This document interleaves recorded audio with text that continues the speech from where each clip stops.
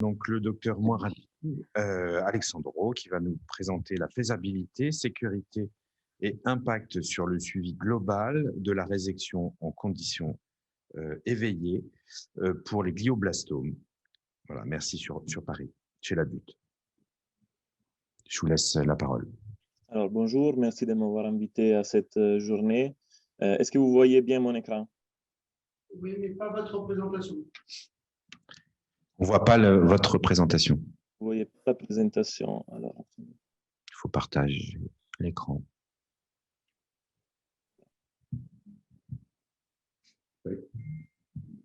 Ça y est. Ça devrait aller. Mettez-le en plein écran, peut-être aussi. Voilà. Ouais. Donc, voilà, je vous présente cette étude qu'on a faite sur la faisabilité, la sécurité, l'impact sur la survie globale dans les patients opérés en conditions éveillées d'un glioblastome IDH wild type. Veuillez m'excuser si je ferai des fautes de français pendant la présentation. J'ai des conflits d'intérêts à déclarer. On est parti du fait que la résection en conditions éveillées, c'est une technique qui est faite pour mapper la fonction cérébrale du patient pendant la résection, et c'est très diffus, et c'est la technique de référence actuellement pour les gliomes diffus qui sont localisés en région éloquente, mais toujours peu utilisé à niveau ou pour les glioblastomes, notamment les IDH wild type qui sont les plus agressifs. Et pourquoi? Parce que les neurochirurgiens ils sont un peu réticents de l'utiliser pour des patients qui sont souvent plus âgés, un peu plus atteints d'un point de vue neurologique, avec des tumeurs plus agressives, avec une survie moins bonne que les gliomes diffus qui sont considérés des bas grades. Donc, il y a peu d'études en littérature qui montrent un vrai avantage. C'est des études qui mélangent des grades 3 et des grades 4, donc des grades de malignité différentes, et aussi des IDH mutés et des IDH non mutés, donc avec des biais de sélection qui peuvent engendrer un biais majeur en termes d'analyse des survies. Donc, on a voulu évaluer dans notre série la faisabilité en termes de constatation péropératoire du chirurgien, la sécurité en regardant les complications et l'état neurologique du patient, et l'efficacité de cette technique en termes d'accès à la radiochimiothérapie adjuvante et des survies sans progression et survie globale des patients. Et on a voulu sélectionner une cohorte homogène des patients adultes qui étaient porteurs d'un glioblastome IDH wild type supratentoriel, des nouvelles diagnostics opérés à Sainte-Anne. C'est une étude cas témoins observationnelle monocentrique. On a sélectionné des patients qui étaient opérés entre 2012 et 2018. Les critères d'inclusion étaient des patients adultes avec des tumeurs, des nouvelles diagnostics, une localisation supratentorielle et un diagnostic histologique de glioblastome IDH wild type confirmé à la classification OMS 2016 et en considérant la mise à jour C-Impact Now à son troisième upgrade. Les suivis des patients qui étaient faits en considérant les IRM pré- et post-opératoires pour pouvoir calculer l'étendue de la résection et les suivis post-opératoires disponibles pour chaque patient. On a considéré donc une cohorte de 453 patients, dont 42 étaient opérés en éveillé et 222 étaient opérés sous anesthésie générale. Ensuite, on a observé que 189 patients étaient opérés juste d'une biopsie cérébrale. L'indication chirurgicale était posée sur la base des préférences techniques du chirurgien référent, justement en fonction si les chirurgiens préféraient opérer les patients en éveillé ou en anesthésie générale. Et on a eu 19 patients qui ont été perdus de vue, donc ils ont été retirés de l'analyse des survies. Si on considère les groupes qui étaient opérés en éveillé, on a observé en péropératoire que les 100% des patients ont pu avoir une cartographie fonctionnelle corticale et subcorticale correcte, avec une durée médiane globale de la chirurgie environ de 4 heures, donc acceptable, une durée de la phase de réveil autour de 15 minutes et une durée de la phase éveillée autour de 90 minutes. Les complications péropératoires observées étaient dans 5 patients une durée de réveil plus que 30 minutes. Dans 6 patients, il a été reporté en douleur posturale pendant la phase éveillée, ce qui peut arriver. Et on a observé une crise focale dans un patient qui a été contrôlé par l'irrigation d'eau froide. On a observé dans 6 patients l'apparition d'une hypertension intracrânienne en péropératoire, ce qui est considéré normalement une contre-indication au moins relative à ce type de technique. Pourquoi? Parce que ça empêche la cartographie fonctionnelle corticale et ça met en danger les patients.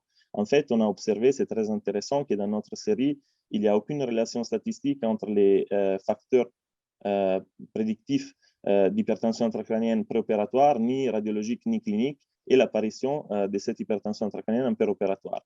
Et comment on gère l'hypertension intracrânienne dans notre technique habituelle? On peut opérer un debulking intralésionnel ou une ponction des kystes guidée par l'échographe si la tumeur est très kystique.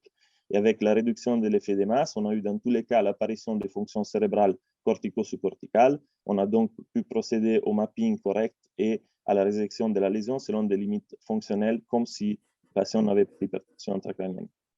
La chirurgie éveillée améliore dans notre série l'étendue de la résection avec un taux de résection supratotale qui est à 21,4% contre 3,1% dans la résection sous anesthésie générale. Et aussi, les résections partielles sont la moitié, donc 21,4% contre 40,1% dans les groupes sous anesthésie générale, alors que les résections totales sont considérées égales dans les deux groupes. Quand on a analysé les patients opérés en chirurgie éveillée, on a observé que les complications péropératoires et les déficits neurologiques sont égales ou inférieurs aux patients qui ont été opérés sous anesthésie générale.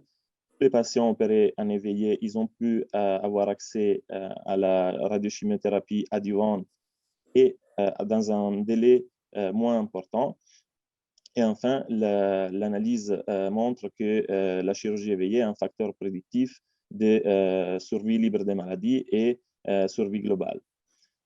Aussi, dans les analyses multivariées, on a observé que la chirurgie éveillée est un facteur prédictif indépendant des survies, libre des maladies et globales, avec ceux qui sont considérés en littérature les facteurs classiques, donc les Karnofsky score, la mutilation du promoteur MGMT, l'étendue de la résection et les traitements oncologiques opératoires. Le même résultat s'est reproduit avec une sous-groupe de patients qui étaient opérés par les mêmes deux chirurgiens qui ont opéré les patients dans les groupes en chirurgie éveillée et les patients qu'eux-mêmes ils avaient opérés en endormi, et on a eu le même résultat.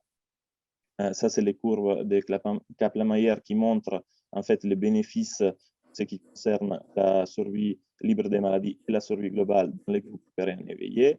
Enfin, pour réduire au minimum les biais de sélection, on a décidé de faire une analyse case matching entre patients.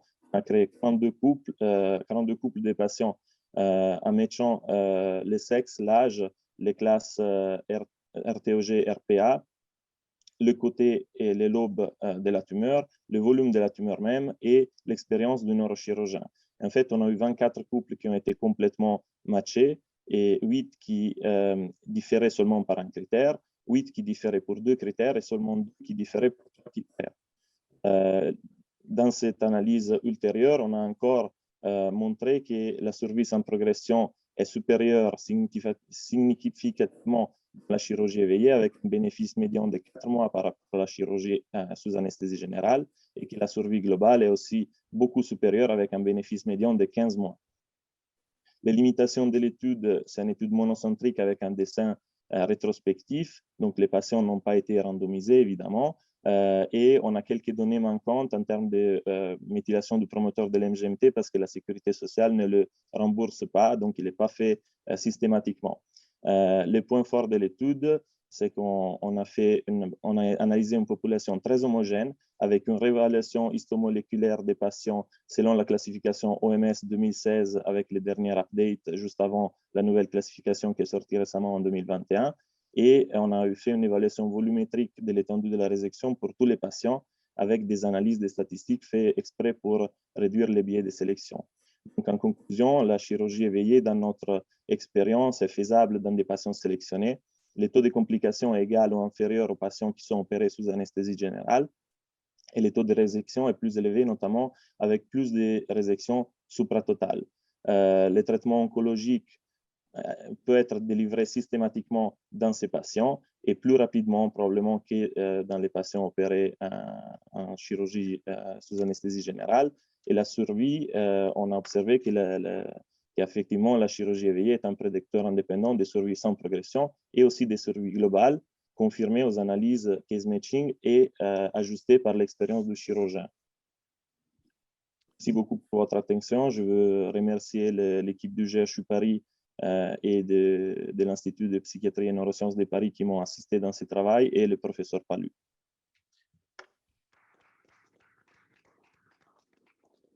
Très bien, merci beaucoup pour ce beau travail. Alors, c'est vrai qu'il y a encore beaucoup à faire autour de ce type de prise en charge qui paraît très intéressante. Des questions, je ne vois pas sur le chat. Peut-être, moi, j'ai simplement une petite question liée aux patients. C'est-à-dire, est-ce que vous avez parlé d'évaluation effectivement scientifique et médicale, mais il y a des questionnaires de qualité de vie notamment. Est-ce que vous en avez réalisé entre les deux groupes ou pas? Alors non, parce qu'en fait, la plupart des patients qu'on a analysés, comme la survie est quand même très courte, c'est des patients qui sont déjà décédés, donc on n'a pas pu faire ce type d'analyse. Pour ça, il faudrait faire des études prospectives et prévoir ça à l'avance.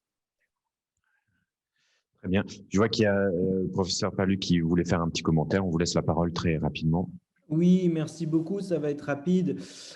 Pour insister sur le fait que le résultat de ce travail est assez rare, c'est-à-dire qu'on montre qu'une pratique chirurgicale, qu'une technique particulière influence la survie globale et la survie sans progression des patients, ce qui est quand même le but du jeu, et que les études précédentes n'avaient pu montrer qu'un impact sur l'étendue de la résection, mais ne montraient pas l'effet sur la survie.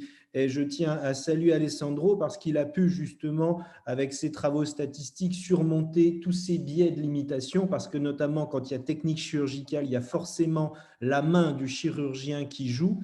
Et du coup, on a pu vraiment démontrer un impact sur la survie en contrôlant ces biais. Et de terminer en disant que ce travail aboutit sur une collaboration multicentrique internationale où on va valider ces résultats monocentriques dans différents pays. Merci.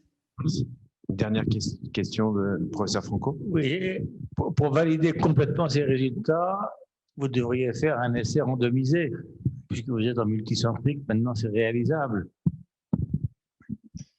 Oui, alors c'est difficile d'organiser une telle étude parce que en fait, les équipes qui font la chirurgie éveillée, souvent, ils proposent aux patients qui peuvent l'avoir la chirurgie éveillée. Les équipes qui n'y croient pas trop, ils sont encore très réticents. Dans le monde neurochirurgical, c'est un peu difficile, mais c'est justement l'intérêt d'une étude comme ça qui peut être un premier